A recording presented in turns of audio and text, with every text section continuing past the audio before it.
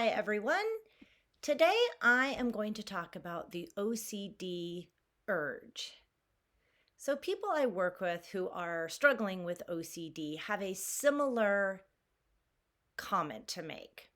Either I need to stop doing my compulsion, or I need to get better now. This has to go. So, there's an urgency there. It's like we have no control over what's happening. Something is literally picking us up and making us do something. It's like there's a person behind us picking us up by the shirt and moving us over to do our compulsion. Go check the stove again. Keep mulling over this thought until you have the answer. And the thing is, we've been doing this for so long that we feel we don't have a choice. It just happens. We feel totally powerless in this situation. I know that many people have experienced being able to sit with the feelings and discomfort, little by little, that comes up when you feel the urge to do your compulsion. And for me, getting more context around what is happening here has been really helpful. So in addition to sitting with the emotion that comes up, can we consider that this is not something we have to get through, or that this is my OCD and I just have to deal with this? What if we could look at what's happening in an entirely new way? Now, stay with me. What if we could see that these sensations that come up with this feeling of urge as energy, impersonal energy, neutral, universal energy that powers everything, that is just arising in us in the moment.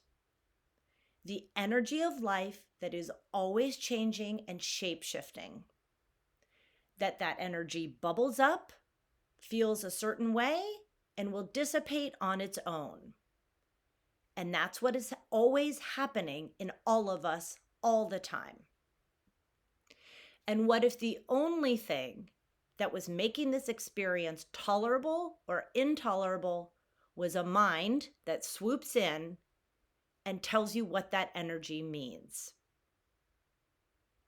and how bad it is and how you need to escape it? And that the only way you can escape it is to do your compulsion or just keep willing it away and doing everything you can to get rid of it. That could look like avoiding, ruminating, finding new strategies, checking, cleaning, whatever it is. So there's an energy that is passing through us all day, all the time, in all of us, and we are made of energy. And if that happens on its own, and if we can just look at the energy as energy, and curious about what that energy is doing in our bodies at that moment, we could just live our lives. The only difference between what happens next after we feel energy is the mind's interpretation, the mind's story about what it is. That is it. Again, for your consideration. The mind wanting to tell us exactly what it means in order to be certain and keep us safe. Certainty, safety. Now, if you're wondering what this looks like, a good example is when you're at an amusement park with friends and you see one of those huge monster roller coasters. And as you're walking towards this roller coaster, you notice your heart start to race a little bit. And your friend says the same thing is happening. But your friend is running towards the roller coaster, totally excited.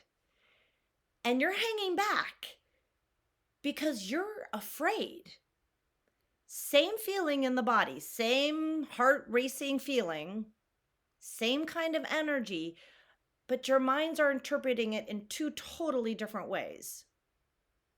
Our minds are telling different stories about what that energy means in relation to this roller coaster. And if we could see that we are innocently getting caught up in our stories, believing what they're saying and following this urge to do something or to get out of our situation, we can begin to question the story altogether. There's nowhere to go. There's only now, looking at what's happening in us now.